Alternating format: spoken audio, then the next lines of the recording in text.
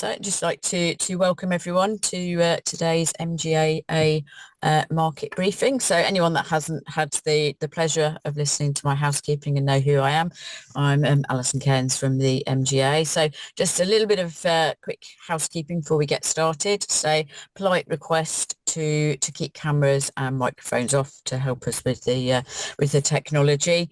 Also, if you have activated or might be activating any AI note-taking tools, if you could refrain from doing so, as we don't have the relevant permission from everyone attending. Also, to let you know that we are recording. The benefit for you will be that if you wanted to review it again or pass it on to a colleague to have a look at, if there's bits of interest, the recording should be available. I try to get them available within a week or so turnaround. So you'll get an email come to you saying, yes, thank you for attending, giving you a link to the recording and to the slides, and also a very, very polite request to share feedback so that we know we're providing the right material for you, right length, right content. So yes, please do respond to the request for feedback and put in any suggestions you might have for topics to cover in the future. So also let you know that this session is accredited for CPD by the CII. So if you want to add it onto your learning logs, if it lines up with your development, that is ready for you to do so. So I will not go on any more about housekeeping. We've covered everything we need to. So today's market briefing is board reporting, setting an evidence-based DE&I strategy. And we have Nikki Bennett and Holly Mapston with us from UKGI Consulting. So I will hand over to them to introduce themselves, as they will do a far better job than me. So over to you. Hi, I'm Nikki Bennett from UKGI Consultancy. So we are the compliance consultants arm of the group. Hi, I'm Holly Mapstone, and I'm under IHRS, which is the HR arm under the consultancy group. So thank you very much for joining us today. I think the rationale for doing today is really the evolving landscape of UKGI financial services. In particular, boards are under increasing pressure to demonstrate meaningful progress on diversity, equity and inclusion. And in this webinar, we're going to explore how to design and report on an evidence-based DE&I strategy that aligns with FCA expectations, including guidance from their consultation paper 2320, their internal DE&I programme, but also looking at their latest stance on DE&I and non-financial misconduct. So you'll gain insights into using data to drive accountability, embedding DE&I into a governance framework, ensuring board level reporting reflects both regulatory compliance, but also the cultural transformation, which I think is more important. This session is also going to highlight how DE&I contributes to better decision making, risk management and long-term business sustainability. These are the learning objectives from today's session. So we're going to understand the FCA's evolving expectations around DE&I, evolving constantly, including implications of the paper and their priorities, learn how to design an evidence-based strategy that aligns with the requirements and supports inclusive governance, explore best practices for board level reporting, including the use of metrics, transparency and accountability frameworks, and identify how DE&I enhances business performance, including improved risk management, innovation, and customer outcomes. When I originally started writing these slides, it was why is this important? And I've changed it in the last week to why is this still important? Back here, if we step back a bit in time, back in 2018, the work that the Treasury Committee undertook highlighted underrepresentation of women in senior positions, the large difference in the average pay gap between men and women in a well-paid sector. It identified a range of barriers faced by women in financial services that contributed to unconscious bias, poor workplace cultures, so things like the impact of maternity leave, childcare, and that report back in 2018 made recommendations aimed at reducing some of these barriers. There were very big findings. But overall, if we look at the breadth of DE&I, it was quite a narrow lens. So off the back of things like that, the FCA issued a consultation paper, so 2320, considering the FCA's perception that greater levels of diversity and inclusion can improve outcomes for markets and for consumers. So in particular, they wanted to have an environment that helped reduce groupthink, supported healthy work cultures, improved understanding and the provision of diverse consumer needs, unlocking diverse talent as well, supporting the competitiveness of the UK's financial services sector. So the FCA was very clear that they thought diversity and inclusion was a regulatory concern. And despite progress, they thought there was more to be done. They wanted, by introducing a proposed framework, that they would establish minimum standards. They would give firms a better understanding of what's expected of them.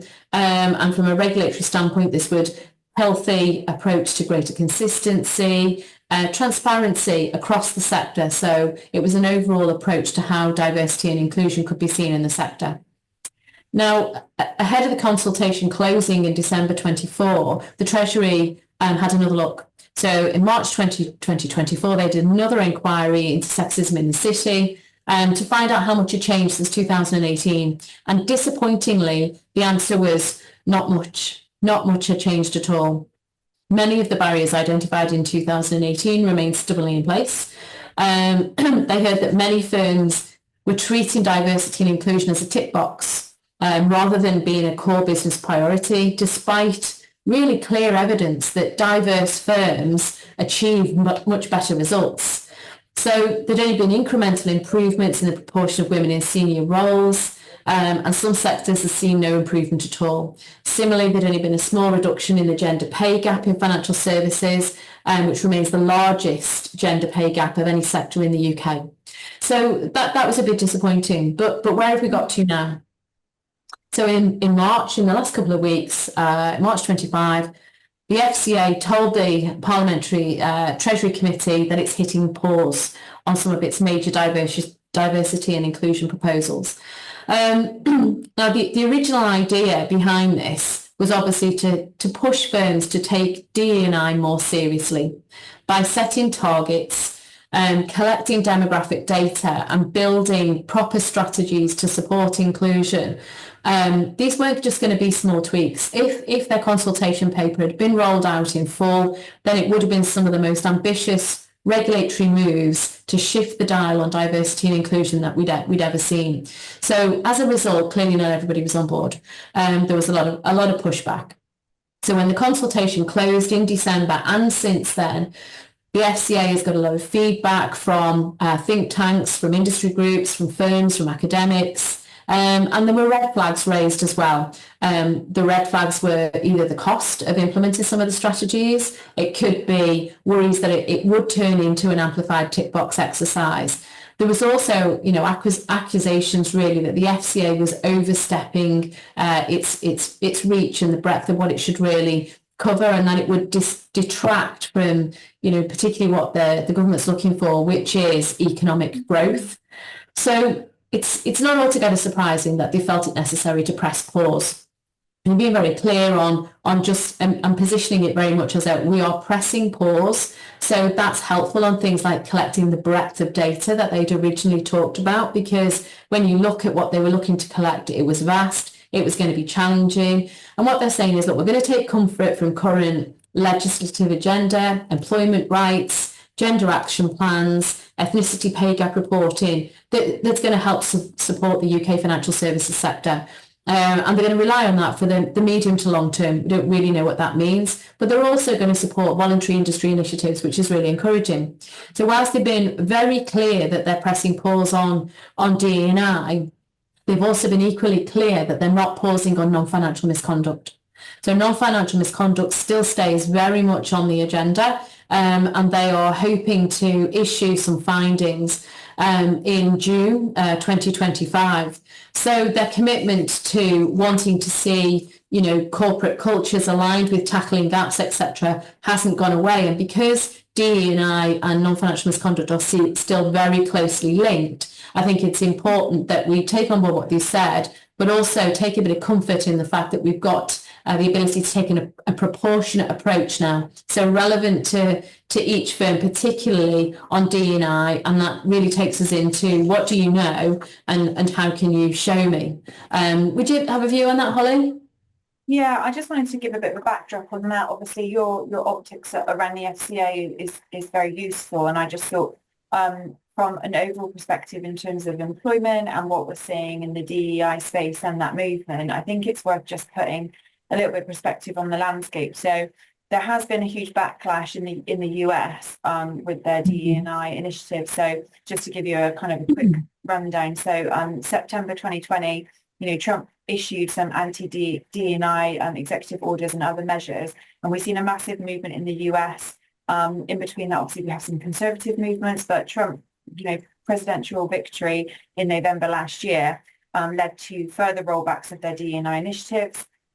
When he come into play in January, there was 2 anti-DE&I executive orders in the federal government, and then that has escalated into private sectors. And what that looks like in the US is you've got really large firms moving away from DE&I initiatives, which from my perspective is hugely discouraging from all the great work that we've tried to be working towards. So, for instance, I've got a couple of examples for you. So removing diverse, hiring statistics and targets. We've seen the likes of McDonald's and Pepsi and Google and Meta just removing that from their agenda. And removing targets from DE&I initiatives and measuring staff performance. The likes of Disney has been moving away from that. So we've seen a huge shift. And so that shift is ultimately then impacted the UK on a wider scale. Obviously, kind of does mirror and runs probably parallel to the FCA's kind of position on just pausing it. And I think it's about kind of their proportionate reins in terms of how we measure that. But the UK's response in regards to directly what's impacting on the US is we've seen the likes of BT, Lloyds Group in banking, GSK. They've all removed DE&I targets and things. And I think the message that we want to get across today is actually, whilst there is a pull and there is a transition and we're in this period where we're trying to just level out, it's not to undermine all the important work that we've been discussing over the last 24 months, and it's about getting that proportionate measure. So I guess on this piece, whilst it is a pause, and I mirror what Nikki said, I wouldn't want to go as far as the likes of those groups that are actually kind of really pushing forward and removing things. And I think it's about, let's get it into a tangible place where you can work with the initiatives that we've got in place. I think we talk about it later on in the presentation, but the business benefits to having a healthy approach to it far outweigh, just canning it, quite frankly, and taking a backward step. I mean, the FCA's priorities we're quite broad reaching in terms of what they wanted to do, and by setting targets and measures and particular things, they were making it really hard. But whereas by not dropping non-financial misconduct, it's encouraging because we don't want to move away from things like that which are prevalent. But the fact that businesses are far more successful, not just in terms of their, attracting and retaining talent and the success on the bottom line. The overall customer experience is far better the more diverse the workforce, and we'll touch on that a bit later on. So, like Holly says, our aspirations that this moves into something useful rather than it having that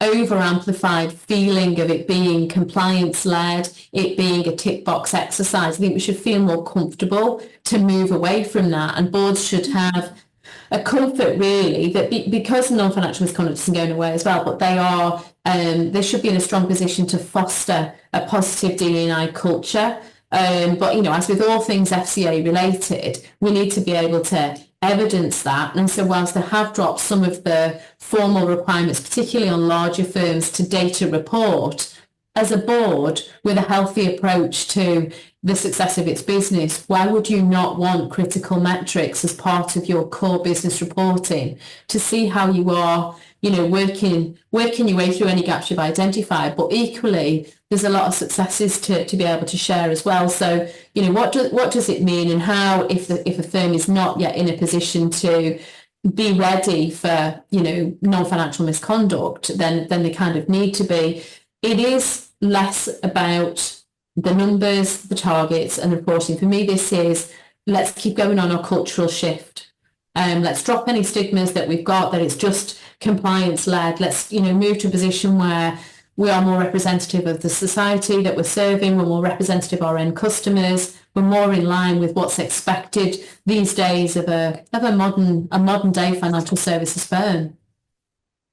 I agree, Nikki, and I think the potential efforts that we can do in our sector is potentially thinking about the rebrand of DE&I moving to the future. There's been sort of rumblings in conferences and networking events where it's going to move to more just an equality piece around that, like mirroring that kind of culture shift and just making it as equitable as we can for everybody that joins the sector. And I think it is about using what we've got in our tools in our toolkit to make sure that it's benefiting the business and the wider community. And I think with the labour changes that are coming into play next year from an employment legislation perspective, those definitely don't mirror the shift that's happening in the US. If anything, it's jarring. So there are going to be some legislation changes from a hiring perspective and an employment retention basis where they're going to see major shifts in terms of employment journey. So I think the equality piece is absolutely vital in all of this. It is a priority and it is very much still relevant in terms of compliance and regulatory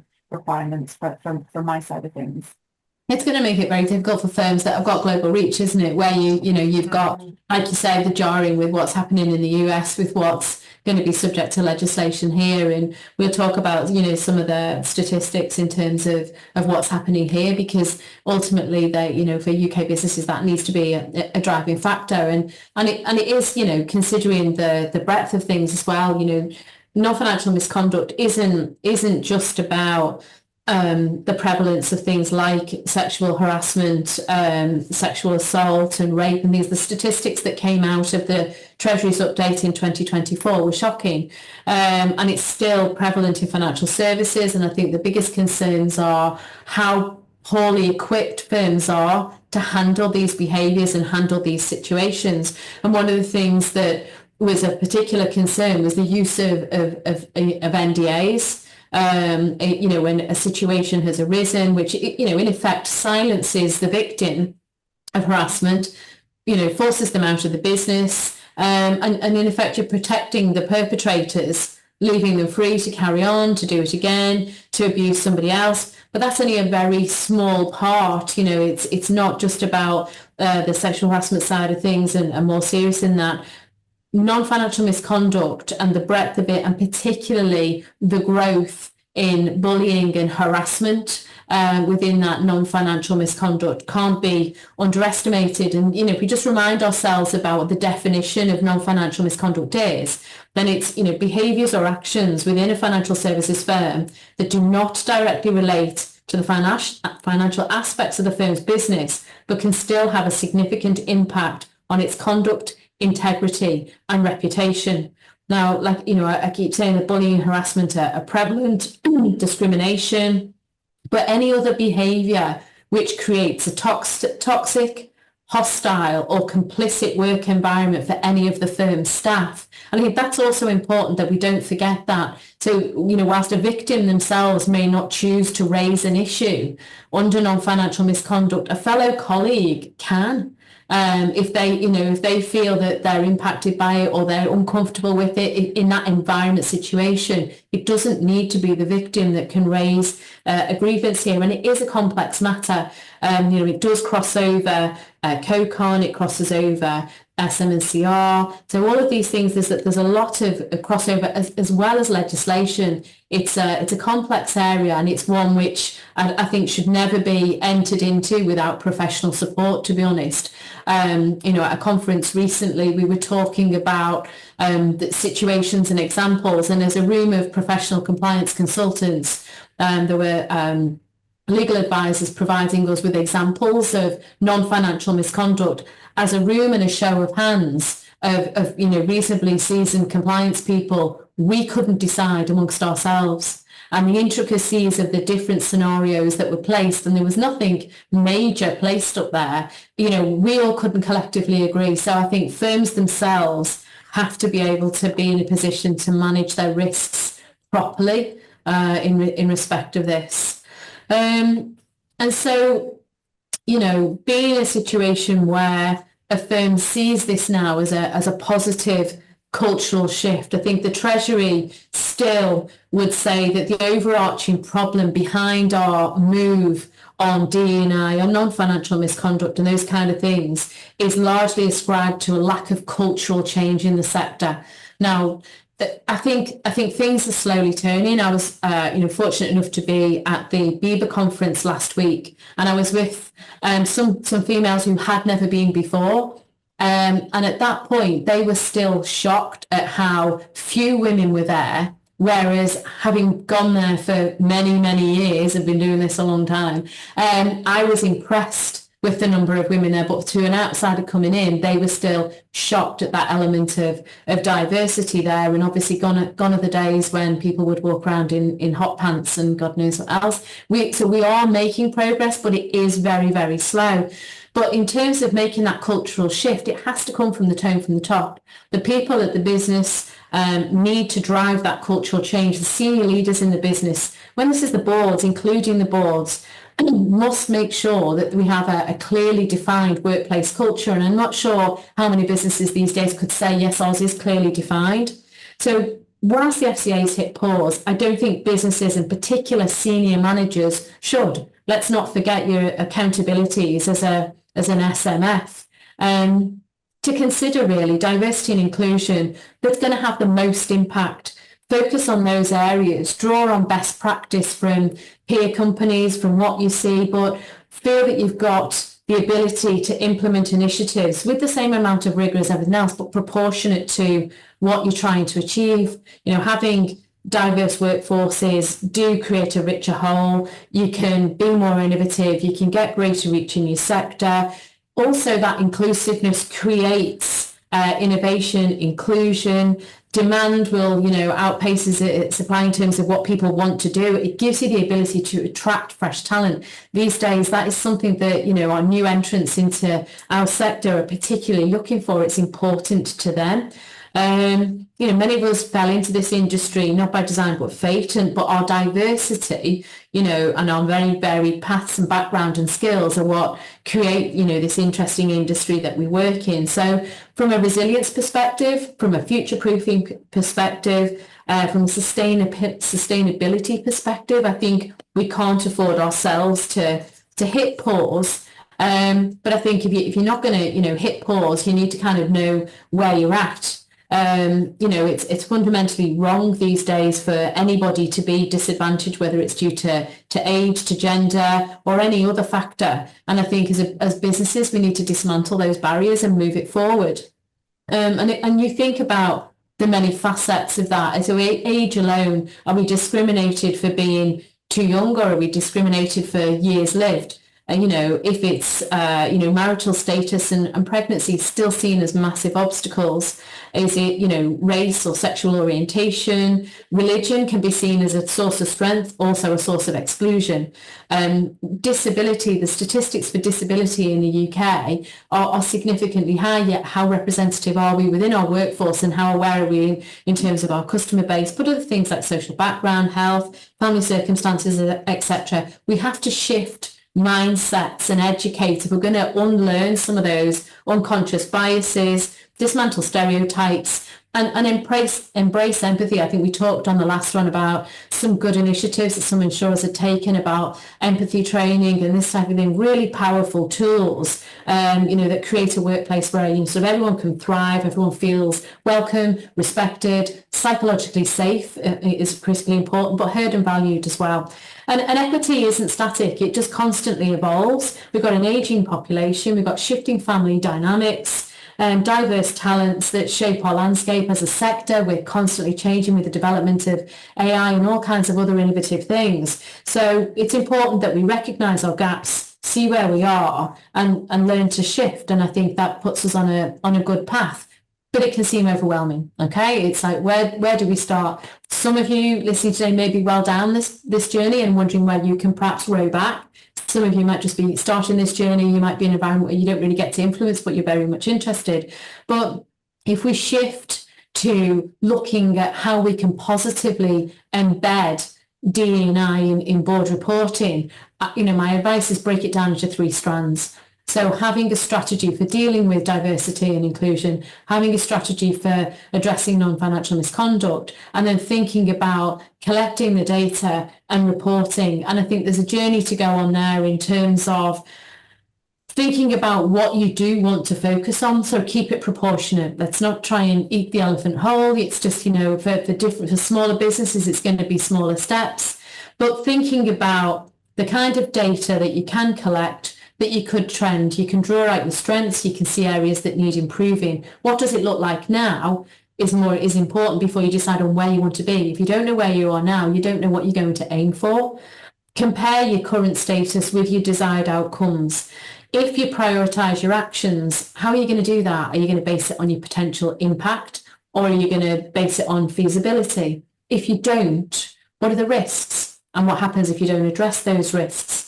But what does the business want to report on? How often? To who? In what format? How will you revisit that you're making progress that you thought you would? And what will you do if you weren't? But as well, how will you call out your successes? How will you call out your strengths? How will you call out your progress? And I think there's different ways in which firms can do that with that level of flexibility. There's lots of different data that we can talk about here. And each one can be broken down more granular and more granular, but you go as far as you're comfortable with. You're not going to get there in one go. If we were to take demographic data on its own, then you've got gender. So you break it down, gender across different levels, across different departments, race and ethnicity, representation across various racial and ethnic groups, age, what's the age distribution across your organisation, disability status, the number of employees with disabilities, that you know about or you didn't ask about, other relevant demographics. So depending on your organisation's focus, is this sexual orientation? Is it veteran status? What is it? You get to decide how far you want to start this journey off to make sure that you're fostering the right environment.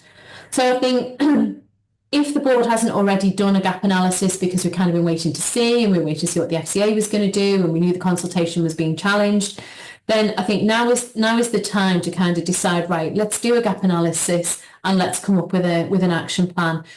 All relevant parties should be involved. This is quite an inclusive exercise, I think, to set about a process for monitoring. And it's not, I talk about the tone from the top, but also everybody within the business should feel included. And that comes down to tone from the top and boards, down to senior managers, down to other business leaders, down to everybody within the business. And particularly when you have something, like I say, non-financial misconduct, it is very broad, then you have to have everybody understanding and being involved in those kind of things. The FCA has very clearly said non-financial misconduct they consider as a breach.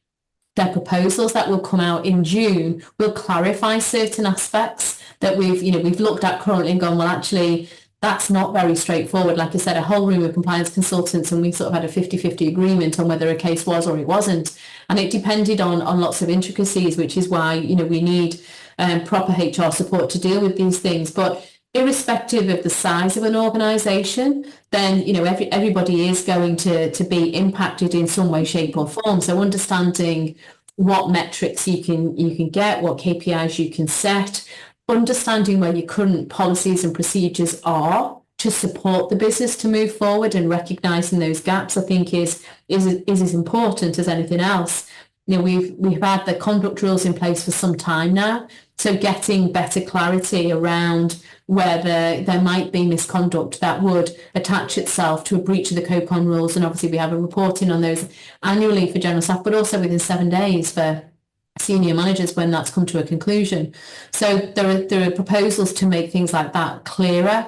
There is also, greater emphasis on the link with fit and proper. So fit and proper assessments might be relevant if you're determining whether somebody remains fit for that role, and is there serious behaviours, whether they're sexually or racially motivated, for example. There was one of the cases that was talked about at the conference that I was found at lately. This individual hadn't been open and transparent with the regulator, had been found guilty. In effect, it was a grooming offence, and obviously the FCA had become aware of it and contacted him. So not because of the grooming offence was he struck off as an SMF, but he was struck off for not being transparent. So it's not very straightforward, and so there are best practices to be set out and determined here, to consider alongside your normal rigours like annual fit and proper assessing, but also suitability to perform the role, whether there are senior managers engaged in discriminatory practices, for example, whether there are offences committed in terms of demographic characteristics, whether that's racially motivated or otherwise. So in practice, there are complexities to non-financial misconduct as an aspect of the whole DE&I piece that need to be considered to make sure that firms have built their controls properly, and we'll understand that better in June. But in terms of readiness, like as we said earlier, both Holly and I are obviously firm advocates for commitment in these areas, but looking at why you would want to do it. So if a board is still, there's a little bit like I can take my foot off because the FCA don't want me to report on it. Like I said, get rid of the tick box or the mentality of this just being a compliance-led initiative. These are the real statistics that support why having a healthy approach to implementing a positive DE&I strategy works. These are based on statistics from the research that's been conducted. So why would a business not want to be encouraged in that way, when they're seen as having better success? And the success wasn't just on the bottom line, but in terms of a better place to work. Everybody wants to work for what's a great place to work. People look for these kind of things, look at these initiatives, look at published successes before they want to go and interview for a role. But more broadly, if you're in a position to stand in the shoes of those that you're trying to protect, so, thinking about your customer base alone, a more diverse workforce that can empathise, can understand, can add value, has a voice, can share ideas and initiatives, ultimately drives better outcomes. And when you think of the breadth of things like consumer duty, when you've got a business underpinned by a diverse workforce, you're already in a really strong place. So thinking about why you wouldn't want to do this, I think is, it's an obvious thing to kind of do it. So obviously, we've talked about these things being the tone from the top. How do boards and senior leaders embed inclusive leadership, driving D&I initiatives? And it's, as with all things, from a compliance perspective, you have the accountability at the top, but you're driving that ownership throughout the business, having clear cascaded ownership throughout the firm so people can translate their responsibilities into, their workplace culture, their roles, etc. If you're going to do that, having, perhaps done the gap analysis and figured out where you are versus where you want to be, there's lots of ways you can gather that data and engage people. But if you're going down that road, then I think communication is absolutely key in being able to share that across your organisation, to say, this is what we aim to achieve, these are our initiatives, and we're going to make sure that everybody feels included in that. be clear about what the action plans look like. So you are transparent about what gaps you've identified, what you're hoping to address in identifying those, and whether that's changement to recruitment policies or whether it's promoting an inclusive culture. Collaborating with key roles and sharing the plans across the business, I think, is essential, because I think it supports meaningful metrics, getting meaningful metrics, being able to get engagement from employees, and looking at, things like diversity targets, employee engagement scores, retention rates. They're all really, really important if you're going to look at this. And I think when you looked at the original data request that the FCA was looking for, in some ways it was quite intrusive. And part of me wondered how honest people would feel comfortable being in that kind of environment. But having embraced it at board level, tell the whole business how you're going to make progress, what you're going to share, invite engaging conversations, and give feedback, being transparent.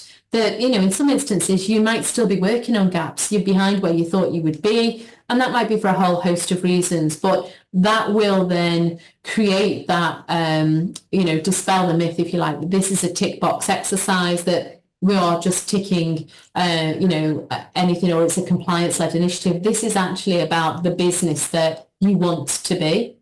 Nikki, I was going to add on that I've been in situations where there's been meetings and communication, and a business has gone in with an initiative or an outcome that they want to achieve, and it's completely underpinned maybe some previous actions and accountabilities and decisions that have been made by board and senior leaders, and that could be due to, sales targets or, revenue streams or, whatever it is.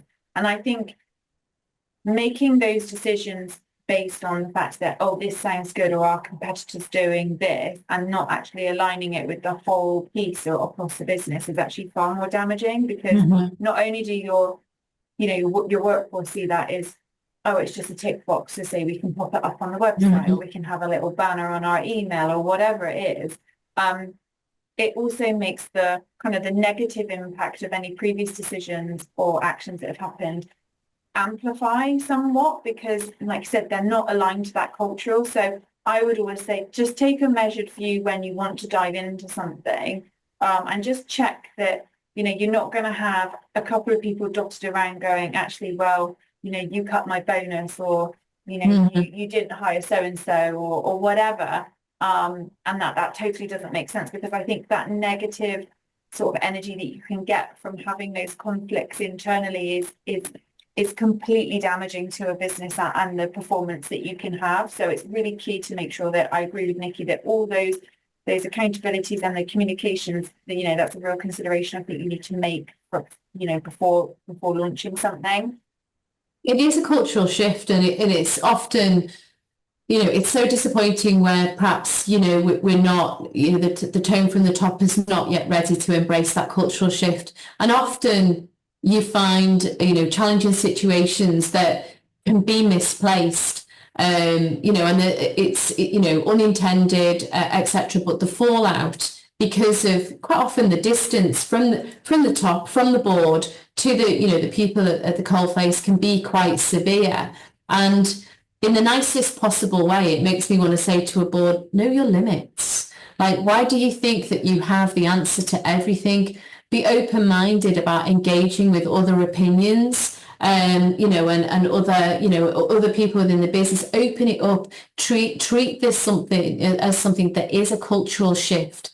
Otherwise, you're right, it's so easy to make very damaging mistakes that are then far harder to unravel, because you've created a perception, and that perception, as with anything else, it's like gossip and rumours. It just multiplies and amplifies, and before you know, it's very difficult to unravel. But for engaging with the right number of people in the right way at the beginning, this could be something that's super positive rather than, terribly damaging. And that wasn't the intention at all.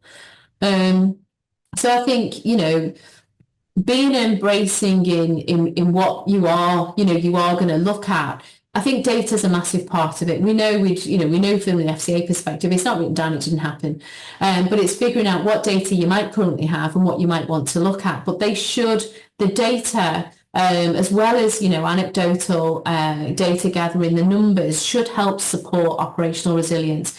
But it's trying to decide what you do want. Whether, if you were looking at workforce demographics, for example, pay equity or representation, then it's thinking about, retention rates perhaps in your staff, in the demographic groups, looking at it from that perspective. Are there any trends or gaps there? Looking at staff turnover by demographic group, but all reasons for leaving. Looking at pay equity across different demographic groups. Looking at compensation gaps in terms of, whether that's benefits or whatever it might be. Career progression, career advancement of diverse employees, not just genders. But I think, having a powerful voice, particularly the likes of staff surveys to understand employee perceptions and experiences relating to DE&I can be fabulous. I've seen really good initiatives within businesses where they've done that, and it gives you a real insight as to how to embed the culture within your firm. And providing that your feedback and you're transparent and you communicate properly, then I think employee engagement can be a really powerful source, whether that's like through staff surveys, provided that you do them and then you feedback on the results. It's not like the best kept secret. And everybody be talking where they had commented on something that they thought would be beneficial for the business to look at, then there's never any feedback.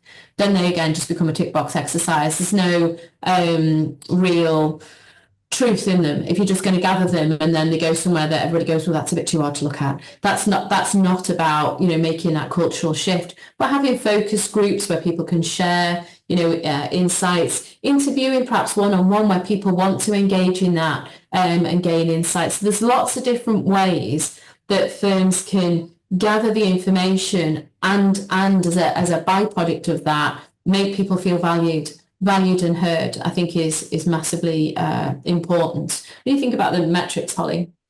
Yeah, I think obviously for the smaller firms out there, these that there won't maybe be much change on their metrics, month by month, however they report. But I think it's about having a look at trends over a period of time, whether that's quarterly or annually, and then picking out what the themes are, and then diving a little bit deeper. And then there's that other layer, all those great examples that you've just given, Nikki, about feedback and exit interviews and surveys and everything. I think that's the layer. I think you can strip it back even further to say, actually, if we take it back to more the equality piece and actually how have you become the most equitable employer, you're going back to the action plan of having just a really robust set of policies, reporting on how often you review those, how often do you release new policies, such as maybe a neurodivergent policy or, an AI policy to support those in terms of performance, calling out misconduct and being very specific of what constitutes as misconduct in a disciplinary, what's your read rating on that, what's your open rating. So those sorts of ones are very easy and quick to demonstrate to the board that actually you're constantly reviewing and analysing, and, your team, whether it's 2 or 200, if they've opened the policies, if they've read the policies, if they've engaged with that, then that's a huge leverage metric for you to be able to report on, to say, actually, it's prevented X amount of incidences, it's supported us on doing X amount of exits, or, mitigated risk against these sorts of things. So I think, there's a tendency to just hone in on the tick box ones, but just zoom out a little bit and think outside the box and actually think, what does equality look like for your business, and how could we measure that in our own way? Because I think it is important that we look at all angles of this. And like you said, all those other things that we need to be looking at, the mobility rate for careers and working mums coming back in, and hybrid working and flexible working is going to be a huge thing in the spotlight for legislation. There's continuous change on that, but lots of metrics you can add in here that can add data that can feed into what looks like a thriving and successful firm in 2025. And I think, thinking about, from a board perspective, like Holly says, small firms will find this more difficult, but, that's where you engage with, external parties who can give you a steer on what's proportionate for you. Tell me about your firm, tell me about what it's like to be here and where do you want to be, how do you want to be perceived and seen, and et cetera, and having a different lens on that can sometimes be helpful. When you're recruiting perhaps, people into the business, this is about you future-proofing your business. The last thing you want to be doing is having massive amounts of staff churn. You want to be able to attract the right talent in the first place, retain that talent, grow that talent, invest in that talent, retain the people that you've got. But, how open are you in your recruitment process to attracting diverse talent or diverse voices? And, we've seen positive spin in terms of product development and development in services where there are, diverse people and, fabulous, initiatives that business have undertaken by recruiting across the sector, because like I said, you simply can't stand in the shoes of everybody. But do your processes actually facilitate that at the moment? How is DE&I trained into all employees?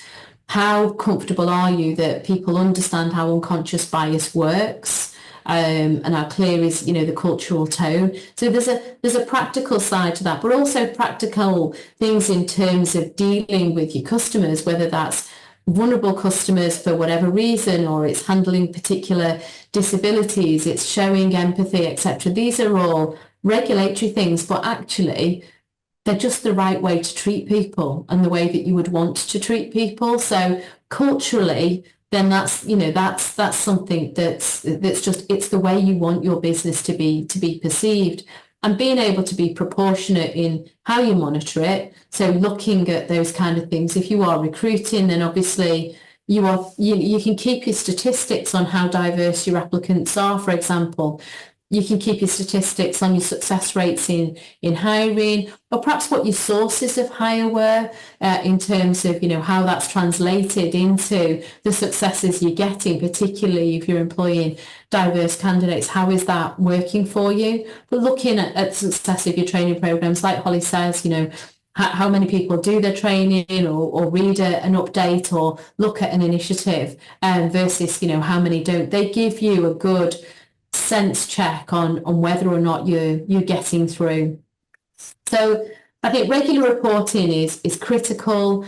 It should be a commitment to having that overarching facility to look at your framework and seeing how robust it is, proportionate to your business model, making sure you're aligning yourself with not just regulatory perspectives, but obviously, legislation as well, and making sure that you are reporting proportionately, so board level, but obviously what you want to share with the business, being transparent with key stakeholders about your efforts. And your key stakeholders may well be, not just your shareholders, it is your staff, it is your customers, it could be your suppliers, your business partners, your future employees. It's deciding how transparent about the progress you're making you actually want to be. And let's not forget, as with all these things, this is a journey. Getting a DE&I strategy right can be absolutely transformative, and it does show continuous improvement, but you've got to be set up to get that continuous improvement. So having things like feedback loops and mechanisms from employees and other key stakeholders to give you that feedback as part of your business as usual, I think is critical, because that's what allows you to adapt and evolve, allows you to look at, we might have started off small, but we're ready to take it to the next phase now. Is being able to sense check back. Like Holly says, things are changing all the time. So making sure that your policies and your practices are up to date is a challenge in itself. And that goes through everything, that covers your whole engagement. But also I think there's a lot of good stuff out there, and like Holly says, be proportionate. You know, we're not all fortunate to have massive amounts of budget to invest heavily in these kind of things, but looking at what your peers or looking at what other organisations are doing to give you some positive ideas, and go, well, like, I can't quite go that big, but I get the understanding of it, and there is something that I can translate into our business that would work for us. Or working, you know, more closely with your peers and competitors to say, well, what's your best practice? What sort of standards do you set? And quite often they're going to come up with ideas and you know what, I never thought about that, but actually that's the same thing. I could adopt that and we could make that work. So really we're encouraging firms to look at advancing their efforts, particularly the board, you know, setting standards proportionate, getting a mechanism for gaining, you know, valuable insights and creating a strategy that works, I think is important. Just because the FCA has paused, then, you know, it's not paused on everything. Like we touched on non-financial misconduct, it's hugely important. So as a board, I would want to see that I can see meaningful data, meaningful evidence shared of board reports, showing that this forms part of perhaps standard dashboard reporting, or however sophisticated the reporting is. You know, it could just be a line in a note, or it could be beautiful graphs and charts, etc. But also seeing that fed back into the business, communicated with other key stakeholders. They're kind of what we're aspiring to get to, but recognise that, you know, transformation is loading. Anything you want to add to that, Holly? I think you've hit the nail on the head in terms of the impact, and it doesn't have to be all singing or dancing and graphs and everything.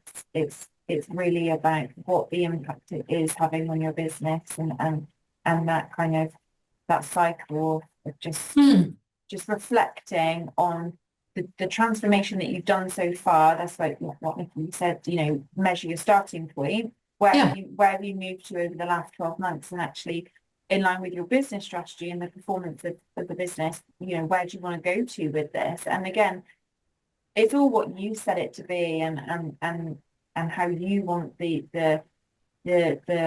culture to be inside, and you know what that looks like to the outside world, and attracting new talent and clients and your reviews and PR, and all that then feeds into just a bigger piece around just being a really nice firm to work for. And I think that's all that everybody wants is you know, it to be successful but just really nice, and there's so many things kind of come off of that are far more technical, but you know, I think what it comes down to is just having a nice place to work, and that's the bottom line, really. It's just, you know, it's a kind of simple thing to think about, really. It's doing the right thing because it's the right thing to do, but it is that sense check of would I want my, you know, my son, my daughter, my wife, my husband, would I want them to work in that environment, or does it make you Yeah. Any questions that anybody would like to pop in the chat?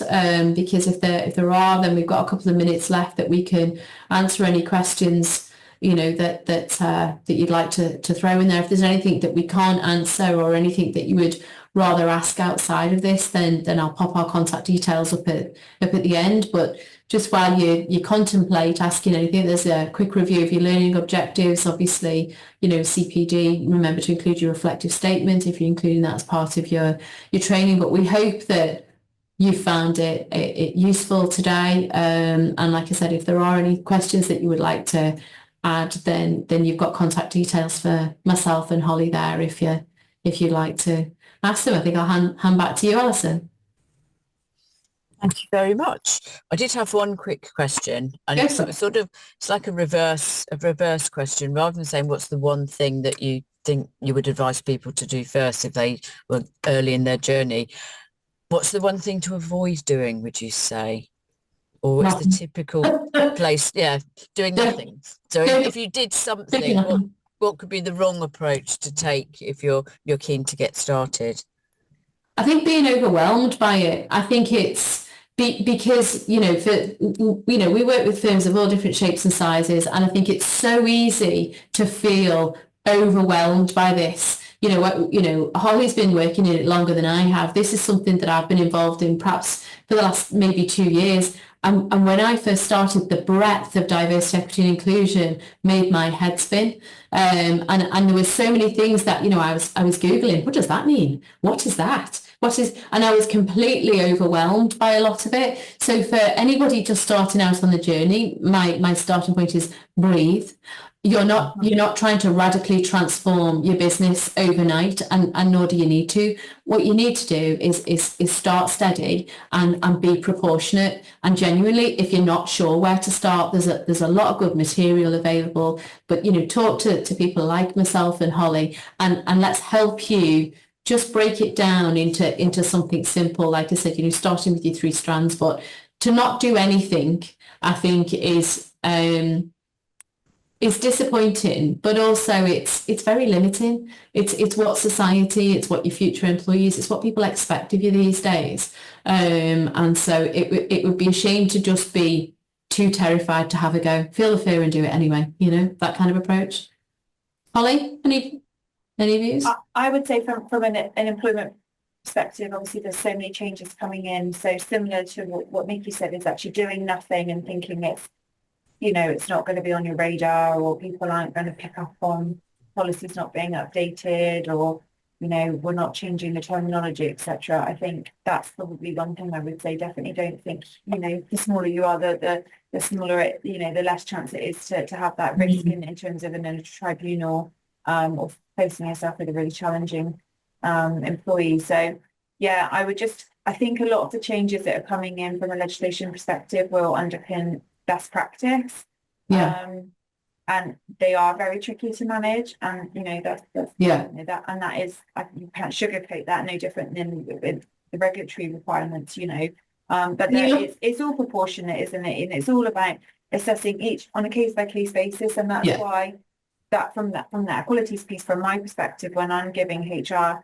advice and support, it's about understanding each case on its own merits, and not just slapping the rule book on it, and understanding the different dynamics and how agile everything's been in that one case maybe. So yeah, doing nothing in terms of being prepared to change for the legislation is my big no-no. If you look at whistleblowing stats, so the FCA produced their whistleblowing stats for Q1 2025. I think off the top of my head, there was in excess of 280 cases in Q1, with I think it was over 400 different accusations. And the most prevalent accusations in the whistleblowing was either compliance or was fit and proper, fitness and propriety. So it's behaviours. So and that it's not going away. So businesses can't afford to do nothing. Thank you very much. I think we've got a thank you in the chat, but no questions. So I think yes, there's lots to think about, lots of different ways to look at the data and interesting approaches. So thank you, Nikki and Holly, very much, and thank you everyone for attending. And I will get the recording and the slides to you very soon. So yes, thank you very much. Thank you. Thank you very much.